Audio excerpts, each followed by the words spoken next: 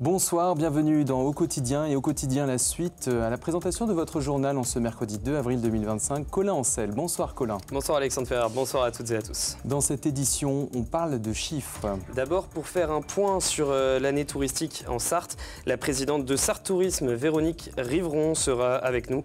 On constate une légère baisse pour 2024 comparée à 2023, une année extraordinaire. Et puis dans la suite, on évoquera les marchés immobiliers. Avec là aussi quelques données chiffrées, Hélène Leprince-Véron, membre de la Chambre interdépartementale des notaires du Grand Anjou, sera avec nous pour faire le point. Mais d'abord, on passe à l'actu du jour.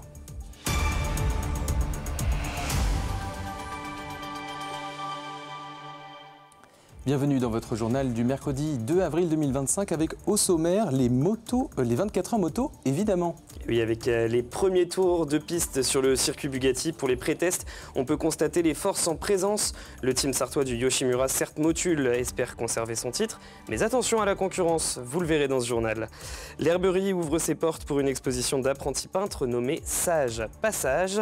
Et puis focus sur une tradition sartoise, le loto, qui a ses habitués. Le Secours populaire l'a découvert et vous aussi à la fin de cette édition.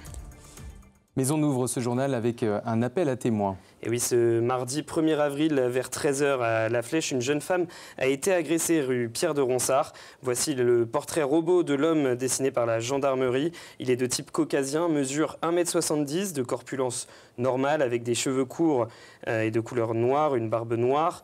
Des lunettes rondes également, et puis il est vêtu d'un jean et d'une chemise à carreaux noirs et blancs. Si vous avez des informations, vous pouvez contacter la brigade de gendarmerie de La Flèche au 02 43 94 00 17. Vous l'avez entendu donc au début de cette édition, les 24 heures moto, la lutte pour la victoire finale s'annonce intense. Et oui, ce mercredi, c'était la deuxième et dernière journée des pré-tests, 2 semaines avant la course. Le team sartois du Yoshimura, certes Motul, champion du monde et vainqueur de la précédente édition des 24 heures moto, est évidemment favori et vise sans surprise une nouvelle victoire. Mais c'est sans compter sur les autres constructeurs qui comptent bien donner du fil à retordre à cette équipe. Alexandre Ferrer. Et pourquoi pas un 4e titre en 5 ans. Pour cette édition, le team Yoshimura Certes Motul compte sur le même équipage que l'année précédente. Les poids, les gabarits des pilotes et tout est très similaire, même si Kokoro est un petit peu plus léger, mais globalement, ils ont tous le même feeling, la même sensation sur la moto. Donc c'est là où justement ce qui fait la force de l'équipage du Certes, je pense, c'est qu'ils sont tous les 4 pareils. Ça, c'est sympa. Un atout majeur afin de viser une nouvelle victoire et pour l'envisager, terminer ses pré-tests sans blessure. Les sensations sont excellentes sur la moto, mais ce matin dans le froid, on a voulu essayer des pneus un peu plus durs et j'ai eu un accident. Je suis désolé pour l'équipe pour ça, mais bon, nous voulons conserver notre titre. Conserver le titre face à des concurrents de taille, le team Yamaha Yart, parti en pole position en 2024, compte cette fois le décrocher, avec au guidon une nouvelle recrue australienne Jason O'Halloran, qui succède à l'italien Nicolo Canepa. L'objectif, évidemment, c'est d'essayer de gagner la course. Évidemment, d'être sur le podium. Vous savez, c'est très long, 24 heures. Il peut se passer beaucoup de choses. Donc on va continuer de travailler, prendre nos marques, et puis on verra ce qui se passe lors de la course dans quelques semaines. L'équipage de Honda France ne perd pas le nord, après leur première place en 2023, et se montre confiant. Donc on a un très bon rythme, on est très régulier. Et donc mon coéquipier Taga Aga, il découvre le Mans, donc voilà, il a besoin de faire plus de tours, mais ça se passe très bien. Le concurrent Kawasaki Wayback Trickstar vise un retour au sommet après 2019. Le grand changement pour les teams, s'adapter aux nouveaux pneus de l'équipementier Bridgestone. En tous les cas, ce qui est sûr, c'est qu'il y aura une très grosse bagarre. Que ce soit la BMW, la Yamaha, la Honda, la Kawasaki, la Suzuki, la nôtre, tout le monde est Bridgestone, donc déjà ça va rendre assez homogène les performances au niveau des pneumatiques, forcément parce qu'on a tous les mêmes, on a accès tous à la même liste de gommes. On sait qu'il y a quelques motos Dunlop qui seront rapides également, quelques Pirelli. Gila, forcément cette année il y aura une belle bagarre. Déjà performante sur le circuit, le team sartois montera une nouvelle moto pour l'édition 2026. Toujours en moto, mais cette fois on parle d'une autre course, Colin. Et oui Alexandre, celle du MotoGP, puisque grande nouvelle, l'épreuve restera au Mans jusqu'en 2031. L'accord courait initialement jusqu'en 2026. Une nouveauté attendue cette année avec une course de vélo par équipe de 2 pilotes sur le circuit Bugatti, avec notamment la présence de l'ancien cycliste britannique Mark Cavendish, associé à Cal Crutchlow, moteur aux 168 départs en MotoGP. L'an dernier, le Grand Prix de France avait battu son record d'affluence avec 297 471 spectateurs sur le week-end. Tout autre sujet, du matériel informatique remis à des enseignants. Dans le cadre du plan numérique élémentaire, la ville du Mans remet à des enseignants spécialisés des ordinateurs, des vidéoprojecteurs et parfois des clés 4G. Le but, aider les enseignants dans leur fonction d'accompagnement auprès des élèves en difficulté ou des élèves allophones.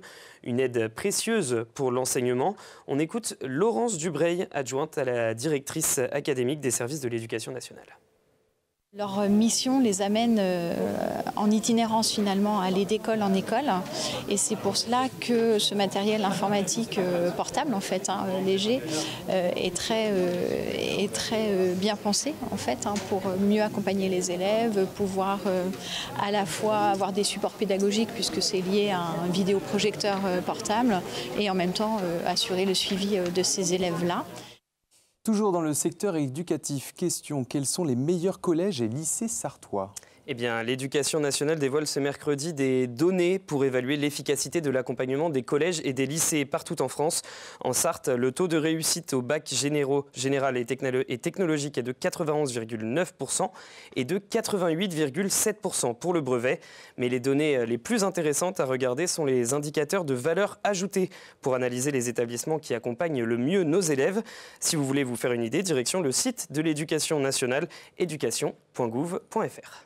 Le tourisme en Sarthe est en légère baisse en 2024. Pourquoi ? On en parle tout de suite avec notre invitée Véronique Rivron, la présidente de Sarthe Tourisme. Bonsoir Véronique Rivron. Bonsoir. Comme tous les ans, c'est l'heure du bilan de fréquentation touristique.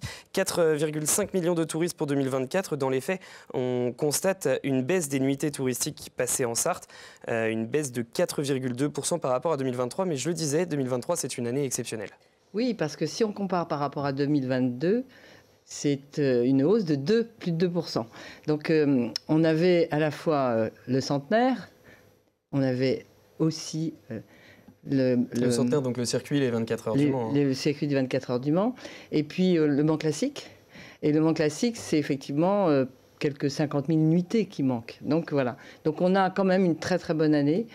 Si on compare aux années de référence qui n'ont pas justement ces événements exceptionnels.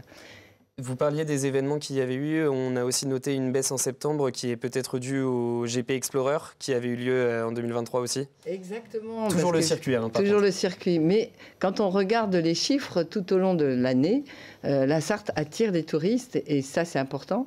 Et surtout nous avons une spécificité, nous avons plus de 34% de touristes étrangers. Et nous sommes en tête du peloton des Pays de la Loire. Et ceci s'explique effectivement par ces courses qui sont magnifiquement organisées à la CO, mais elles sont là aussi tout au long de l'année. Donc je crois que nous avons la chance d'avoir des étrangers qui découvrent le territoire et qui y restent quelques jours. Justement, est-ce que c'est une ambition de Sarthe Tourisme de privilégier ce tourisme étranger ? Parce que vous le disiez, donc un tiers sont des touristes étrangers. Est-ce qu'il y a une volonté d'accroître encore ce chiffre ? Alors la volonté, c'est d'accroître tous les chiffres, parce que nous avons un bassin qui est la région parisienne. On s'est rendu compte, grâce à un inventaire qui a été fait, que les 25-45 ans venaient beaucoup de territoires, principalement de la région parisienne, mais aussi de la Loire-Atlantique. Donc le tout, c'est d'équilibrer les uns et les autres. C'est vrai qu'on a un territoire aussi de passage. On a à Sille-Guillaume beaucoup de Hollandais et de Belges. On a des Anglais en priorité, puisqu'évidemment, ce sont des passionnés du sport mécanique. Donc vous voyez, je crois qu'on doit aller sur tous les champs du possible. Donc ce mercredi matin, vous organisiez une conférence de presse. Quel est le chiffre qui vous a le plus marqué ? Alors moi, ce qui m'a le plus marqué, c'est que ça représente 6 à 7% du PIB, que c'est une force économique, c'est 25 000 emplois directs et indirects, et donc ça, aujourd'hui, 750 millions de chiffre d'affaires, c'est aussi un enjeu important pour notre territoire. Parce qu'un camping qui s'installe, c'est un boucher, un boulanger qui va pouvoir exploiter, mais aussi les gens qui vont travailler autour de l'entretien. Donc c'est toute une dynamique économique, et puis c'est aussi accueillir des touristes. Et je rappelle que si les Sarthois sont des bons ambassadeurs, ils doivent faire venir leurs amis, leurs familles, parce que la Sarthe et le Mans est un territoire d'accueil. Désolé, chers téléspectateurs, parce qu'on parle beaucoup de chiffres, mais je vais encore en donner un. Parmi les Français qui sont accueillis, moi, c'est quelque chose qui m'a marqué.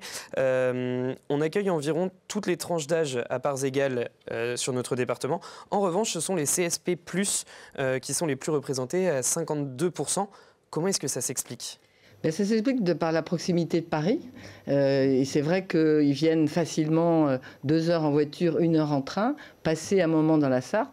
Et la crise Covid nous a été bénéfique puisqu'on a découvert les bienfaits de la nature, de l'alimentation saine, ce que nous avons dans nos territoires, et du patrimoine dont les gens sont très friands pour des séjours un peu courts sans doute. Et puis aussi par l'animation culturelle qui est proposée, avec plein champ, avec des activités comme des courses de trail, des visites dans les vignes. Donc vous voyez, toutes ces activités font que les gens ont la possibilité de venir passer un temps et de se détendre. Une autre hausse notable, c'est des locations entre particuliers, donc type Airbnb. 396 000 nuits réservées en 2022 contre environ 544 000 cette année, donc une grosse évolution. Est-ce que c'est une tendance qui devrait se poursuivre ? C'est une tendance qui se poursuit parce que nous avons un territoire rural avec peu d'hôtels. Donc les gîtes de France offrent une particularité, c'est-à-dire des grandes capacités d'accueil, et les familles se retrouvent facilement dans ces lieux. Et donc l'année des gîtes a fait une année exceptionnelle en termes de réservation, et c'est quelque chose qui répond aussi à l'attente de nos concitoyens. Et justement, est-ce que c'est quelque chose aussi que vous voulez développer ? Je sais que par exemple, vous avez lancé un gîte hébergement labellisé pêche. Est-ce qu'il y a une volonté de poursuivre ? C'est toute l'itinérance, c'est tout ce travail qui est fait avec les communautés de communes, les offices de tourisme, parce que tout ça, ça s'additionne autour de l'itinérance, donc le vélo, l'équestre, le pédestre et la pêche. Alors la pêche, c'est le vice-président de Monsieur Desmazières qui, venant du Nord, ne trouvait pas chaussures à son pied et a développé. Et la Fédération de la pêche aussi a énormément développé son activité, son attractivité. Et il faut savoir que les jeunes retournent à la pêche parce que c'est un moment de détente, de dépaysement, où on se retrouve face à l'eau et ça fait beaucoup de bien. Le mot de la fin que vous avez employé ce matin, c'est que le but, c'est de valoriser le département et de montrer la diversité du territoire. Pourquoi est-ce que c'est important, ça ? C'est important parce qu'on a la richesse d'avoir le nord, le sud. Les Alpes-Mancelles, c'est assez original, mais vous avez les vignobles dans le sud, on a la Venise de l'ouest, on a comme ça des pépites, et puis on a le zoo de la Flèche, on a pour les enfants Papéa, vous avez aussi bien sûr la cathédrale du Mans, l'abbaye royale de l'Épau, c'est toute une histoire avec les Plantagenets, c'est une histoire à raconter, et on sent que les gens sont assez friands de découvrir justement ce patrimoine. Pour plus d'informations et en tout cas pour découvrir Sarthe Tourisme, vous pouvez vous rendre sur le site internet sarthetourisme.com. Merci beaucoup Véronique Rivron d'être venue sur notre plateau. Merci à vous et puis une belle année touristique à tous. Merci. Celui-ci attirera peut-être des touristes, voire des curieux ou des curieuses. Un monstre à la sortie de l'école à Savigny-l'Évêque. Et je ne parle pas de notre collègue Anthony Piton qui y était, mais bien d'un monstre à valeur de bouchon. Alors, il a été inauguré ce mercredi après-midi sur le parking de l'école Jacques Prévert et fabriqué par des jeunes de la commune lors d'un chantier argent de poche pendant les vacances d'octobre. L'enjeu, collecter les bouchons en liège et en plastique à des fins solidaires. Pourquoi ? Eh bien, Boris Durand, adjoint de Savigny-l'Évêque chargé de la jeunesse, nous répond. L'opération Bouchon, c'est un enjeu d'aide aux personnes handicapées puisque les bouchons sont revendus, bouchons en liège, bouchons en plastique, pour acheter de l'équipement pour les institutions pour personnes handicapées. À Savigny, on a une institution avec laquelle on essaye de travailler et de soutenir, c'est l'IUM Jean-Pierre Guiton. Direction l'Herberie à Coulennes, un lieu consacré à l'apprentissage des pratiques artistiques. Et consacré aussi aux expositions. Alexandre, jusqu'au 6 mai, 2 des apprentis artistes de la classe de peinture font découvrir leur travail dans une salle aménagée en galerie. L'exposition s'appelle Sage Passage, le reportage d'Anthony Piton. Son truc, c'est le fusain et le noir et blanc. Joël a débuté le dessin et la peinture il y a 4 ans. Ici à l'Herberie, il apprend les techniques avec un professeur 2 fois par semaine. Quand j'étais ado, j'aimais dessiner, faire du gribouillis, entre guillemets, quelque chose un certain appétence pour ça, quoi. Et après, dans la vie, j'ai pas eu le temps spécialement, vie professionnelle assez chargée. Et en arrivant en retraite, je me suis dit, je vais faire des choses qui m'attirent. C'est devenu une passion. Alors après, ce que l'on fait, ce qu'on produit, ça peut être produit en une dizaine d'heures, comme ça peut être produit en 80 heures. Ça dépend des sujets. Le dernier, j'ai mis à peu près 80 heures. Son dernier dessin, le voici justement. Joël le présente dans le cadre d'une exposition dans les locaux de l'Herberie avec un autre peintre en herbe. C'est une fierté personnelle. Voilà, pour moi, c'est un résultat. Voilà. On va essayer de rester modeste. Qu'est-ce que vous attendez de cette expo alors maintenant? Parce que partage, et puis une reconnaissance un peu, et puis voilà, et puis me faire connaître un peu, voilà. Ça y est, vous imaginez une carrière d'artiste? Non. Si je peux en vendre quelques-uns, ça sera bien, mais voilà, c'est tout, ça s'arrête là. Mais je fais plaisir déjà en premier. La première chose, c'est que je me fais plaisir. Un plaisir que Francis et Joël comptent bien transmettre au public. Leurs travaux sont visibles jusqu'au 6 mai. Focus sur une passion sartoise, les lotos.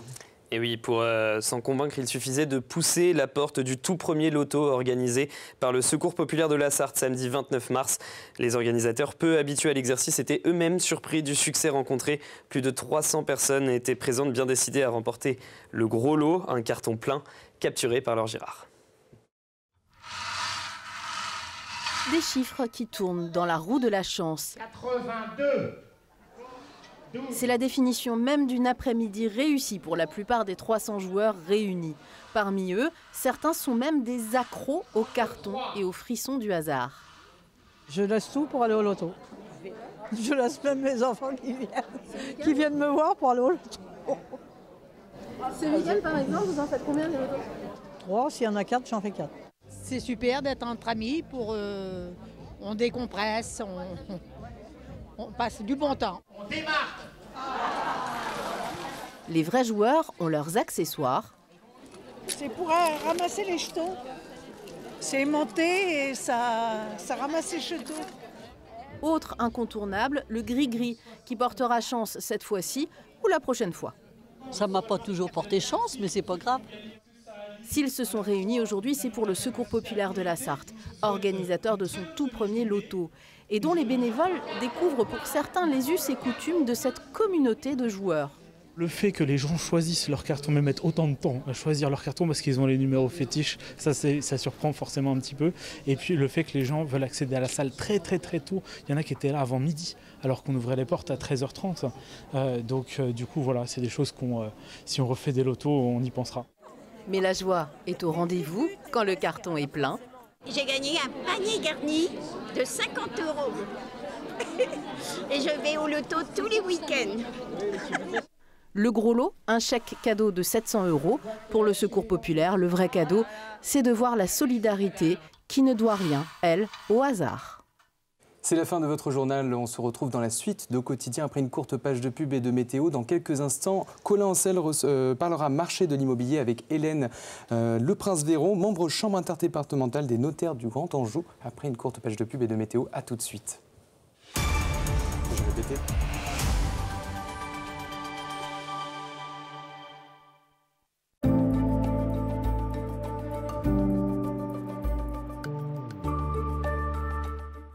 Bonsoir messieurs, dames, ravi de vous retrouver pour ce nouveau bulletin météo. Merci à vous d'être de plus en plus nombreux chaque jour à nous regarder sur LMTV Sarthe. Alors pour votre soirée, des conditions météo plutôt calme sur l'ensemble de notre département. À l'image de cet après-midi, on profitera d'un ciel plutôt bien dégagé. Vous le voyez à l'image de cette carte. Côté température, elle restera encore très douce, comprise entre 12 et 14 degrés. 12 degrés à Céluium, comptez 13 degrés pour la Flèche, Angers ou encore pour la Ferté-Bernard. Idem du côté de Vendôme, 14 degrés à Blois, à Tours ou encore au Mans. Idem pour Laval ou encore pour Alençon. Alors malheureusement, dans la nuit de mercredi à jeudi, vous allez le voir, les nuages auront tendance à s'installer, à se multiplier. Ils vont finir par recouvrir l'ensemble du territoire. Ça restera assez compliqué de voir les rayons du soleil. Alors, des nuages, oui, mais pas de précipitations. Ça, c'est quand même la bonne nouvelle du jour.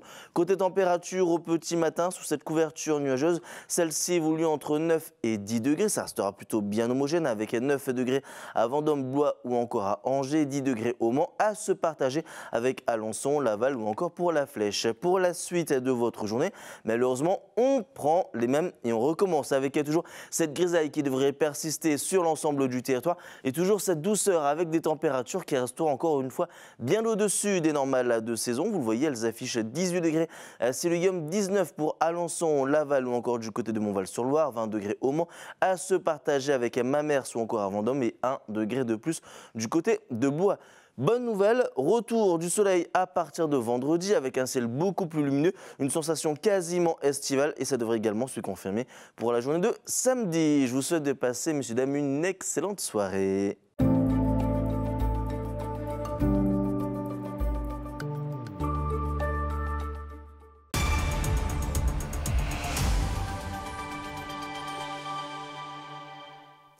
Bienvenue dans la suite de Quotidien si vous nous rejoignez sur LMTV Sarthe. Avant de parler avec notre invité, on va faire un point sur la qualité de l'air dans notre département avec notre partenaire RPI de la Loire. Vous le constatez depuis quelques jours, le soleil nous accompagne. Alors ça amène le sourire forcément, mais aussi de l'ozone, ce qui explique cette qualité d'air moyenne sur l'ensemble de la région pour ce jeudi. Et puis on a une petite information à vous donner, à noter que depuis ce mercredi, sur le site d'RPI de la Loire, il est possible d'obtenir des informations sur le pollen. Et oui, sur la page principale, vous pouvez cliquer sur Info Pollen. Une carte vous indique la présence de pollen sur 3 jours. Et comme vous le voyez, ce jeudi, le site recense la présence de pollen de bouleau et des graminées.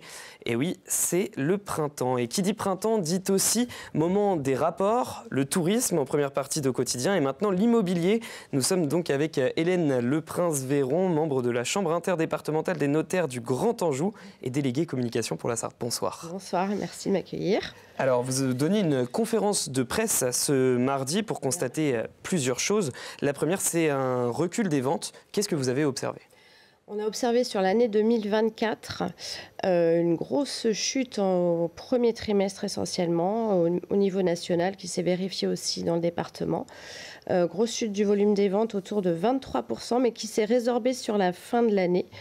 Pour atteindre 10% au total ? Voilà, c'est ça. Et grosse chute du volume des ventes, mais également une amorce de baisse des prix de vente sur l'ensemble du département, qu'il s'agisse d'anciens, de maisons anciennes ou d'appartements. Et la chute du neuf aussi qui est assez vertigineuse. Une énorme chute du neuf, moins 30% d'autorisation de nouveaux logements et moins 18% de vente de terrains à bâtir. Et donc vous parliez du recul du prix de vente, moins 1,4% pour les maisons et les appartements anciens. Ouais. Avant, il y avait eu 5 années de hausse consécutive. Exactement. Donc on peut parler d'un retour à la normale ? C'est un retour à la normale puisque tout ce qui s'est passé à l'issue du confinement a complètement déparamétré finalement le système. On a eu énormément de transactions, beaucoup de ventes, d'arrivées massives aussi, c'est le cliché, mais des Parisiens qui sont venus s'installer dans nos régions en province, parce qu'on est très bien au Mans, très bien placé, c'est un bon secteur. Donc avec une explosion aussi des prix de vente, puisque l'offre, puisque la demande augmente. Voilà, une demande accrue et forcément des prix qui se sont envolés face à cette demande. Et là, on revient sur davantage de retour à la normale, avec la baisse des taux, effectivement, qui s'est bien amorcée, qui continue à baisser, puisque depuis l'année dernière, là je regardais, pour un prêt de 25 ans, on est aujourd'hui autour de 3,25% contre 4,05% l'an passé. Donc effectivement, ça permet de faire revenir des acheteurs sur le marché. On parle d'une légère baisse des prix, vous dites la baisse des taux également, donc ça veut dire qu'on rentre dans une période plus propice à l'achat. Exactement. Nous, on le ressent dans nos études. Effectivement, il y a de plus en plus d'acheteurs qui reviennent sur le marché. Vous avez aussi dressé un profil des acquéreurs et des vendeurs. Un quart des acquéreurs ont 29 ans et moins. Et pour les vendeurs ? Les vendeurs sont plutôt un profil de retraités, on va dire, tranche d'âge autour 70 ans passés. Alors effectivement, le logement correspond peut-être plus forcément à leurs besoins et donc leurs biens se trouvent maintenant sur le marché. Une donnée aussi qui est importante, ce sont les DPE, les diagnostics de performance énergétique. Pourquoi est-ce que vous avez analysé ça ? Parce qu'on constate en pratique que les biens qui se vendent le plus dans le volume de vente, ce sont les biens classés en D ou en E. Les biens ayant de moins fortes performances énergétiques ont moins de facilité à se vendre. Pourquoi ? Parce que l'acquéreur doit, dans son cadre de projet de financement, faire une évaluation, un DPE projeté. La banque va chiffrer le coût de ces travaux-là et va le rentrer dans le financement, enfin en tout cas dans le taux d'endettement de l'emprunteur. Et de fait, même si l'emprunteur avait pour projet de faire par lui-même ces petits travaux, eh bien, le fait que ce soit chiffré comme si c'était fait par des professionnels, ça va augmenter son coût d'acquisition.